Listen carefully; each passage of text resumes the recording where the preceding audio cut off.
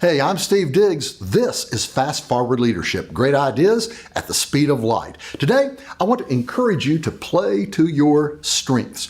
You see, we're living in a country today and a culture where everybody is saying, hey, play to your passions.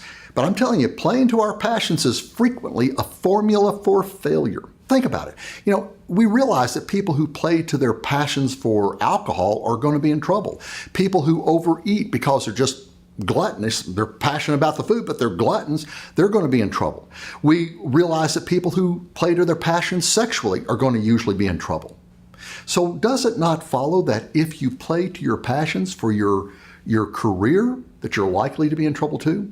Again, everybody says play to your passions, but what if your passions and your strengths don't line up? And frequently they don't. So here is my suggestion, here is my advice. Let's learn to play to our strengths and then make those strengths our passions. That's the trick to everything. Let me illustrate what I'm talking about. A company comes along named Walmart. Walmart is a great brand.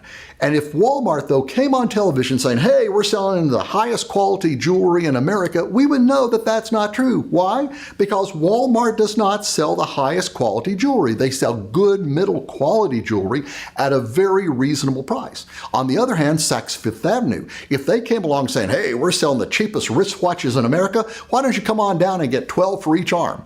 We'd know better than that. But both of these companies have been incredibly successful because they play to their strengths. Saks sells very high quality jewelry at commensurate prices. The key to everything is to figure out what your strength is and play to it. Great example of all this goes back to the 1950s.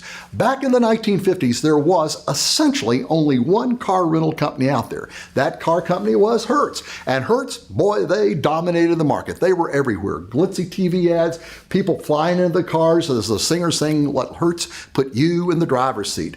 And big full color ads with the stars of the day in them. But technically, there was a number 2 car rental company out there. The name of the company was Avis. The trouble is, Avis had lost money for the last 5 consecutive years. They were in terrible financial shape. They were number 2, but they were so far back in the pack, nobody hardly knew about them. But in those days, Avis got gutsy, and they got together $1 million.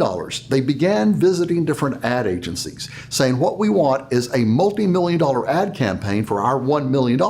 Most of the agencies showed them out until they ran across a young little advertising agency in New York named Doyle, Dane, and Bernbach. They walked into Doyle, Dane, and Bernbach, presented their case, and Doyle, Dane, and Bernbach got back to them and said, we'll do it. We will give you that multi-million-dollar ad campaign for your $1 million provided one thing, and that is you let us do it our way. Well, Avis didn't have much to lose, so they said, sure, go right ahead. And with that was born one of the coolest advertising campaigns of the 20th century.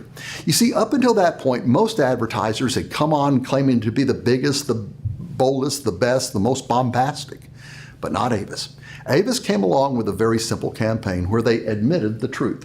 We're number 2. But they backed it up with their promise, but we will try harder. Do you know what happened? They supported that concept throughout all of the media. They ran print ads that looked like these, not big glitzy full color ads, but very simple ones that were kind of funny. When you're only number 2, you try harder or else, and big fish eating a small one. Are you working like a dog to get to the top? Well, then shake hands with Avis. These ads touched the heart of America, and America's love for the underdog kicked in. And all across America, people arriving at airports began to step into the Avis line. And what were the results of all this? Well, for decades, Avis was on a huge growth pattern. As a matter of fact, they became one of the most profitable and successful car rental companies in the world. Today, they no longer say that they are number 2, but they still remind us that they try harder.